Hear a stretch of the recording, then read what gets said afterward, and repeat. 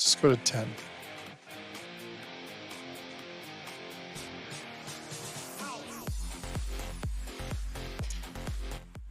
Hello, everybody, and welcome to another Culinary Federation Chefs in the Field episode.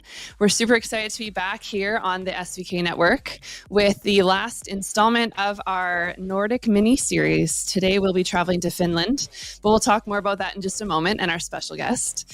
Quickly, we're going to just, as always, I love to plug that the Culinary Federation is so much more than a professional association. We are friendship, we are family, we are fun, and we're looking to so forward to gathering together shortly in 2 weeks in Niagara Falls at our National Culinary Federation Conference. So a little bit more about that with this promo reel. Here we go. The Culinary Federation is so much more than a professional association.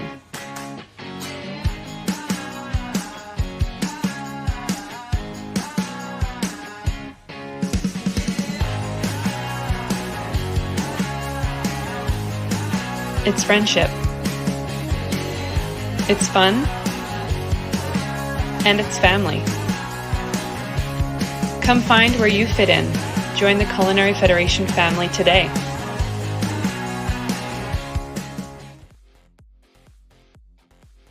Okay, as I mentioned, we're gathering in Niagara Falls, June 4th to 8th for our National Culinary Federation Conference.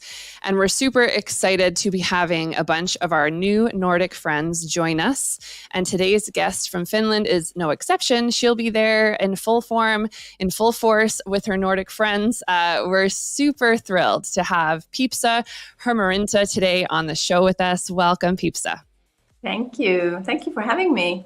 Yes, well, thank you for making time to be here with us today. I'm just going to read a little bit about you before we hop on in and start asking some questions about your culinary journey so far.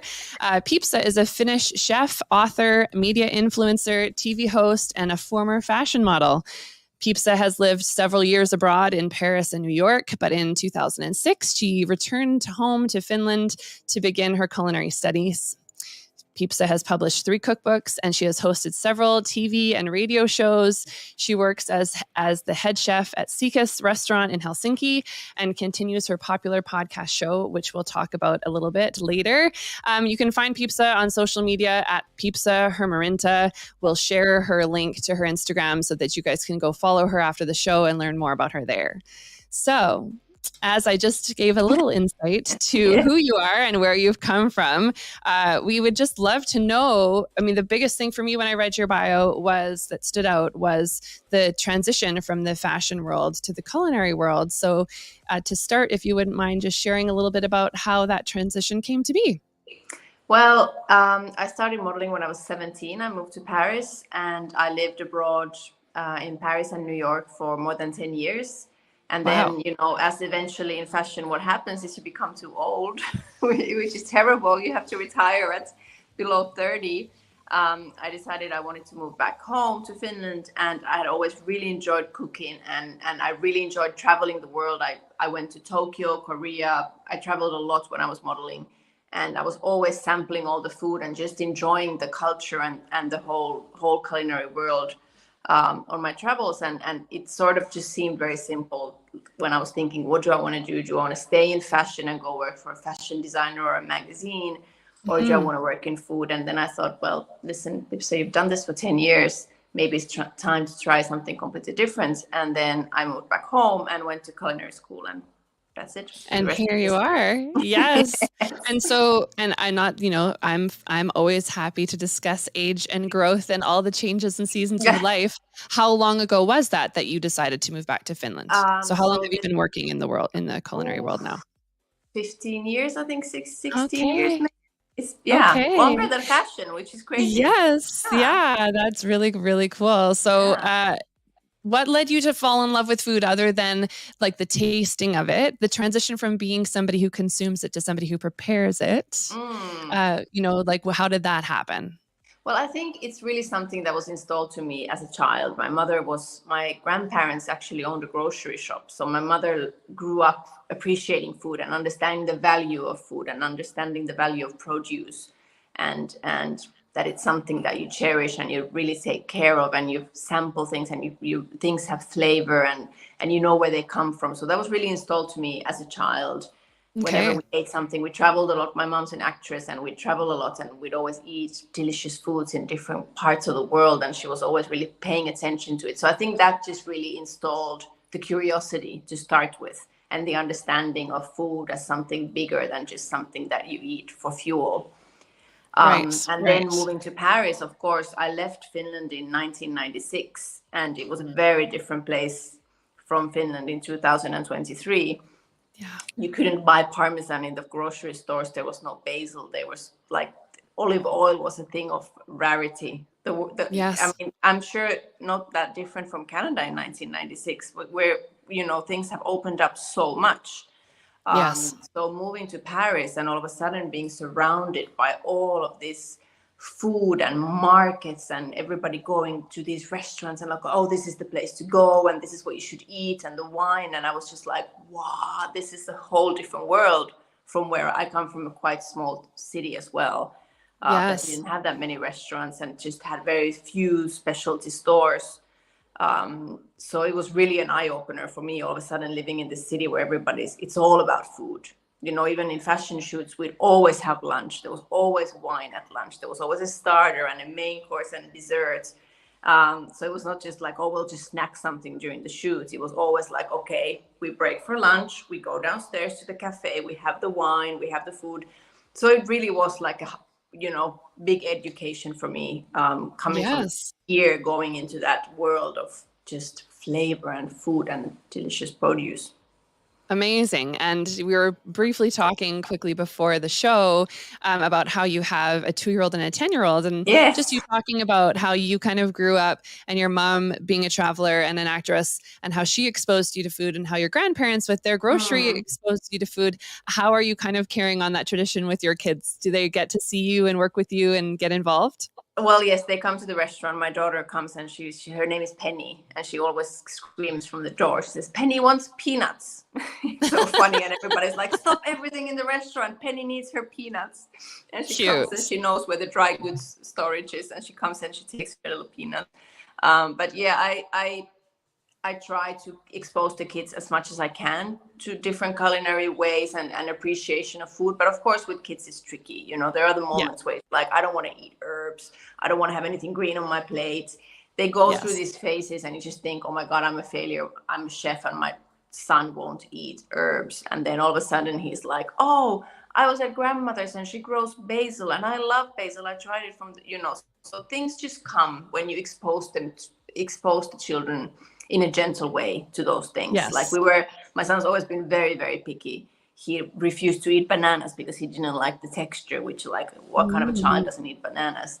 And then we were in Paris 2 years ago celebrating my nephew's birthday, and we went to this like amazing old brasserie with like these big platters of fruits de mer. And my son was like, oh, I like shrimp. Can I have some shrimp? And I was like, of course, you can have whatever you want. So he had a shrimp from the platter. And then he goes, I want to try an oyster. And I was like, good for him. Okay, you're 8, but sure, let's, try an oyster. And he had it, and he was like, that was delicious. I want to have another one. And I was like, oh, wow. Hallelujah. From the child who refused to eat anything, all of a sudden it's like chucking oysters in Paris at 8. just a phase. Yeah. So, my kids my husband's, oh, totally. My husband's a chef. And so we have a catering company. And so my kids are like one day eating, like a bouillabaisse with clams and mussels and shrimp in it. And then the next day they only want to have, macaroni and cheese. So I feel you. Yeah. Yes. I'd love for you to tell that though. Or have they always been like that? Or are they? I feel like they go through phases, and sometimes food is the only thing that a kid can control, right? So they're like, I want what I want, and I won't give in on this one thing because I can close my mouth. Yeah, true. You can't force feed me. No, which is good also, Yeah. I'd love to hear about, I talked earlier how you're coming to be part of our Culinary Federation conference, and there's going to be this amazing opportunity to sample all the Nordic cuisine. Would you tell us a little bit about what you're planning to prepare and serve? Well, so Monday we are preparing. I'm having wonderful help from the embassy chef in Toronto. He's going to help me with a little bit of the prep. Oh, great. So he's making these little potato breads, which is a very Finnish food. It's like a little bit of a pancake bread thing. And so we're going to have the pancake potato breads with some gin cured trout and a lovage mayonnaise and some pickled onion, which is like a very typical Finnish food. And lovage is something that, I don't know if you know, that herb that has like a meaty flavor, and when you use it and you make an oil out of it, it just makes everything taste a lot stronger. So it works really nicely with, and cured fish is something that we eat a lot in Finland. A lot. Amazing. Okay, well, I can't wait to try it. I think it's going to be really good. And then on Tuesday, we're doing something which is a little bit more of an Eastern European, because Finnish cuisine is very much Scandinavian, but we are very much a part of Eastern Europe as well, which is something that we don't very often talk about, and we don't necessarily always identify with our Eastern and Baltic roots, but that is something that is very much unique to us compared to the other Scandinavian countries. And I think that that's something that we should celebrate, because it's what makes us different compared to Sweden or Denmark, which are very Scandinavian and Western, and we are quite Eastern in our way. Finnish people are quite melancholic, and we can be pretty quiet and a little bit different from the Scandis. So the dish on Tuesday is like a traditional Eastern European, also Russian dish.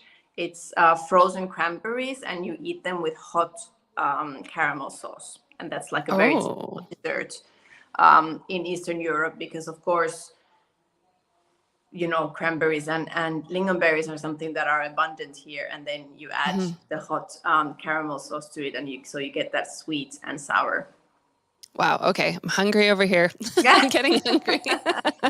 Okay. Awesome. So there's more to talk about. We're going to talk about a couple more things, such as the distillery that you're involved with, but we're going to go for a quick commercial first. So we'll be right back.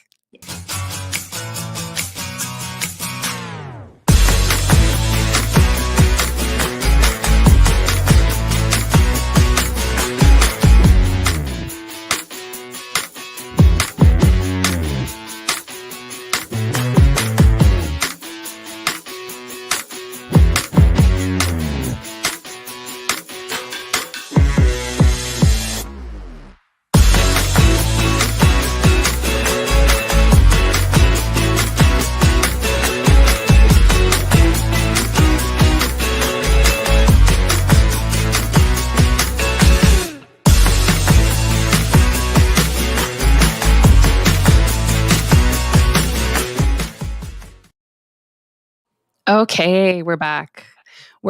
And the next thing I wanted to talk to you about and ask you about was the story of Kuro Distillery. So there's I got a little brief about it, that the rye whiskey that started in a sauna.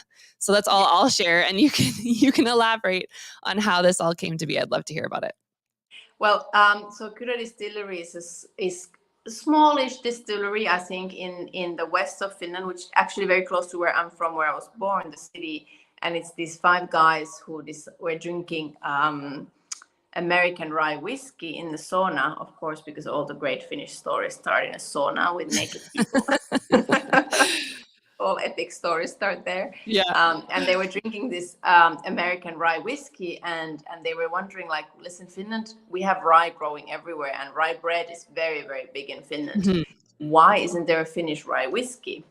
And they were like, let's just do it. And they started to distill whiskey sort of on a whim. They found a place not far from where they lived, where they started to make this whiskey. But of course, whiskey takes forever to age, right? And that's something I think they hadn't thought about. It's like, how are we going to consider it? It's going to take us a couple of years before we have our first bottle. And then they started to make gin, because they realized that that's something that you can make much faster. Yes. And that's actually, they won a prize for best gin very fast, and it became like quite a big thing, the Kuro gin. So the gin all of a sudden was much bigger than the whiskey, because they were successful very, very early on with the gin. And the gin is very delicious. It's very pure. Finnish people like drinking. We're very much vodka drinkers, of course. We have been in the past, but I think gin is especially Kyrö, and there's other cool companies that are popping up that are making Finnish gin. So that's their story. And I think they're doing really, really well, and they're selling in Canada in multiple locations. And I'm very, very happy to show their products to everybody there, because it's a really great product. Okay, and so your lingonberries in a whiskey caramel sauce that you'll be having, they will be in this Kyrö distillery whiskey. Absolutely, yes. Okay, that's the connection. I love it. Okay, awesome to hear it. And also the fish on Monday will be cured with the gin. So we cure the fish with sugar and salt, and then a little bit of gin on top. So it gives this like a bit of a flavor to it. So you're showcasing both their products when you come. You're bringing them with you. Okay, I'll have to search them down because I'm not as much of a whiskey girl, but I do really enjoy gin. So I'll have to try them out. Absolutely. The other thing we wanted to talk about a little bit here that has been a constant theme kind of throughout all of our Nordic episodes with each chef. It's obviously something really important to the Nordic countries is sustainable food consumption. Yes. And so we've talked about it kind of in each country that we've featured, but you know, how has sustainability in Finland food culture been a part of your journey? Well, it's very much a part of my journey. It's something that I've always paid a lot of attention to since I was a child. It's been something that we've spoken about. My mother was a vegetarian when I was a kid, and it's something that this whole conversation has always been a part of what I do. And of course, now things are accelerating, and we're getting so many solutions, and recycling is so much easier. And even in the restaurants, I have to say, we opened 4 years ago. The difference in the past 4 years in packaging, for example, how a lot of the suppliers package their food has changed a lot, which is amazing, because we get so much cardboard waste in the restaurant when they bring in the fish and the vegetables and all these things, and you just get masses of cardboards, and even styrofoam sometimes. Well, styrofoam basically now is gone. Like the fish supplier we use, they've made these very small boxes, cardboard boxes, where they pack the fish very tightly. So the boxes are quite small and they're cardboard, they're not styrofoam anymore. So things are moving forward. Of course, they could always move even more forward, but I think in Finland we're doing quite well, I have to say. Oh, that's really good to hear. I'm glad. Yeah. I think everybody can always do better, but I think we're doing pretty well. And is there anything specifically at your restaurant that you guys are doing to contribute to sustainability? Well, yes. One of the main things when we started the restaurant was that all the meat we're going to use is always going to be local. We're always only going to use Finnish meats. I don't care how amazing the beef is from Australia or Uruguay. It doesn't matter. I'm not going to feed that to my clients. And the fish is always local. Sometimes we get fish from Iceland when it's a little bit or north of Norway, and that's the furthest I will go. Even then, I don't love it, but we use it because it's sometimes you just don't have much. The variety is quite small here. But it is something that I've always thought that the clientele that we have in my restaurant is people who think about these questions every day. When they go to the grocery store, right, they think, which eggs should I buy? Which yogurt should I buy? Is it okay to buy this shrimp? You know, you have this conversation with yourself. I think my client has that conversation with themselves every day, all the time. So I want them to think when they sit in the restaurant and they sit down at the table, they can think, okay, Pipsa has done the work for me. I can just sit, enjoy, and know that she has made sure that everything we're eating is local and is as clean and, if not organic, but well produced as possible. I don't want them to have to think about where is this beef coming from or where is this tartar coming from. So that's something that is very much a part of what we do.